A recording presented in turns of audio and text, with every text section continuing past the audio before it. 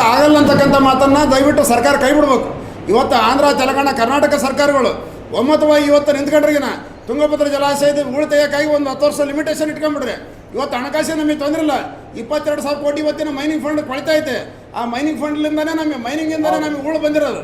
ಹಂಗಾಗಿ ಆ mining fund ಪ್ರತಿ ವರ್ಷ 1,000 ಕೋಟಿ ತೆಗೆದಿಡ್ರಿ. ಇವತ್ತು ತುಂಗಭದ್ರಾ ಜಲಾಶಯಲಿದ್ದ ಹಲವಾರು ಉಕ್ಕಿನ ಕಾರ್ಖಾನೆಗಳಿಗೆ ಇವತ್ತು ನಾವು ಏನು ನೀರು ಕೊಡ್ತಾ ಇದ್ದೀವಿ.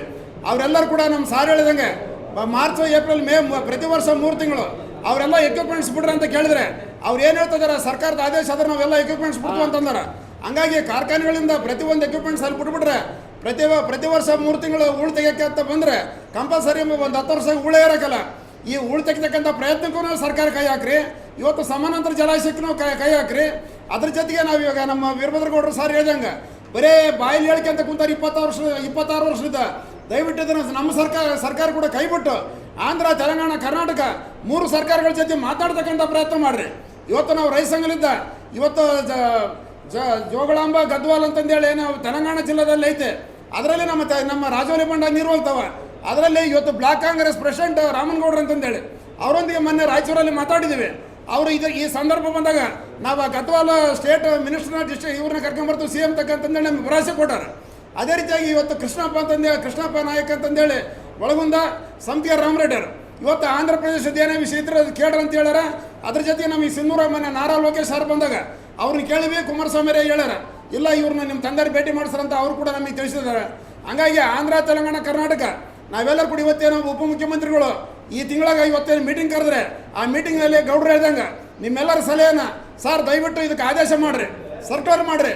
ಯಾವ್ದು ಏನೇ ಇದ್ರೆ ತುಂಬಿಕೊಂಡು ಯಾರು ಅಡ್ಡಬಾರ್ದು ಅಂತಂದೇಳಿ ಇದು ಮಾಡ್ರಿ ಅಂತಕ್ಕಂಥ ವಿಷಯಕ್ಕೆ ಅದಕ್ಕೆ ಭದ್ರಾಗಿರ್ತೀವಿ. ದಯವಿಟ್ಟು ನಾವೇನು ನಿಮ್ಮೆಲ್ಲರ ಮುಖಾಂತರ ವಿನಂತಿ ಮಾಡೋದು, ಮೈನಿಂಗ್ನವರಾಗಲಿ ಪೊಲೀಸರಾಗಲಿ ನಮ್ಮ ಟ್ಯಾಕ್ಟ್ರಿ ನಿಂದಿರಿಸಿದ್ವಿ, ಅವ್ರು ಯಾರೋ ಹೂಳಕ್ಕೊಂಡು ಹೋಗೋರು ನಿಂದಿರಿಸಿದ್ವಿ ಅಂತಕ್ಕಂಥ ಪ್ರಯತ್ನ ಮಾಡಿದರೆ ಆ ಸ್ಟೇಷನ್ ಮುಂದೆ ಹೋಗಿ ಮತ್ತು ರೈತರ ಉಗ್ರ ಹೋರಾಟಕ್ಕೆ ನಾವೆಲ್ಲ ಸಿದ್ಧ ಆಗಿರ್ತೀವಿ. ಹಿಂಗಾಗಿ ಪೊಲೀಸ್ ಇಲಾಖೆಗೆ ಇವತ್ತು ಪತ್ರಿಕಾ ಮುಖಾಂತರ ಎಚ್ಚರಿಕೆ ಕೊಡ್ತಾ ಇದ್ದೀವಿ. ನೀವೇನಿದ್ರೆ ತುಂಗಭದ್ರಾ ಜಲಾಶಯದ ಹಿನ್ನೀರಿನ ಪ್ರದೇಶಕ್ಕೆ ಪೊಲೀಸ್ ಹೆಜ್ಜೆಡಬಾರ್ದು. ಯಾವುದೇ ಕಾರಣಕ್ಕೆ ನಿಮಗೆ ಸಂಬಂಧ ಇಲ್ಲ. ಅಲ್ಲಿ ಮೈನಿಂಗ್ ಆ್ಯಂಡ್ ಜಿಯಾಲಜಿ ಅಸಲು ಸಂಬಂಧನೇ ಇಲ್ಲ.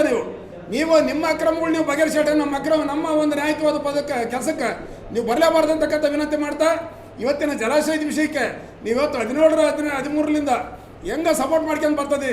ದಯವಿಟ್ಟು ಈ ತಿಂಗಳ ಕೊನೆಯಲ್ಲಿ ಇವತ್ತು ನಮ್ಮ ಜಲಾಶಯದಲ್ಲಿ ಹೂಳೆ ತಗೋಬೇಕಂತ ರೈತರನ್ನ ಕೇಳಿದಾಗ ಅವರೆಲ್ಲರೂ ಕೂಡ ರೈತರು ಏನು ಹೇಳ್ತಿದಾರೆ ನೋಡ್ರೆ ನಾವು ಡೀಸೆಲ್ ಕೊಟ್ಟರೆ ಬರ್ತೀವಿ ಅಂತಂತಾರೆ. ಅದಕ್ಕೆ ನಾವೇನು ಮಾಡಿ ಈಗ ಪ್ರಾರಂಭ ಆಗಲ್ಲ ಅಂತಂದೇಳಿ ಇವಾಗ ಒಂದು 100 ಟ್ಯಾಕ್ಟ್ರಿ ಇವಾಗ ಆಲ್ರೆಡಿ ರೆಡಿ ಆಗ್ಯಾವ. ಇವತ್ತು 100 ಟ್ಯಾಕ್ಟ್ರಿಗಳಿಗೆ 3 ಲಕ್ಷ ರೂಪಾಯಿ ಇವತ್ತು ಬರೀ ಡೀಸೆಲ್ಗೆ ಆಗ್ತೈತೆ. ಹಣಕಾಸಿನ ಒಂದು ಸಿದ್ಧತೆಗಳಲ್ಲಿ ಕೂಡ ನಾವು ಅದೀವಿ. ಆ ಒಂದು ಏನು ಎಷ್ಟು ಹಣಕಾಸು ಸರಿಯುತ್ತೆ ಅಷ್ಟು ಹಣಕಾಸಿನ ಮುಖಾಂತರ ಈ ತಿಂಗಳ ಕೊನೆ ವಾರದೊಳಗಾಗಿ ಜಲಾಶಯದಲ್ಲಿ ಹೋಗ್ಬೇಕಾದ್ರೆ ಇನ್ನೊಮ್ಮೆ ಸಭೆ ಕರೆದು ತಮ್ಗೆಲ್ಲರಿಗೂ ಇನ್ವೈಟ್ ಮಾಡ್ತೀವಿ. ದಯವಿಟ್ಟು ತಾವೆಲ್ಲರೂ ಬಂದು ಹಿನ್ನೀರಿನ ಪ್ರದೇಶ ನೋಡ್ಕೊಂಡು ಆ ಉಳಿತಕ್ಕಂಥ ಪ್ರಯತ್ನಕ್ಕೆ ನೀವೆಲ್ಲರೂ ಕೂಡ ಸಹಕಾರ ನೀಡಬೇಕಂತಕ್ಕಂಥ ಮಾತನ್ನು ಎಲ್ಲರೂ ಪರವಾಗಿ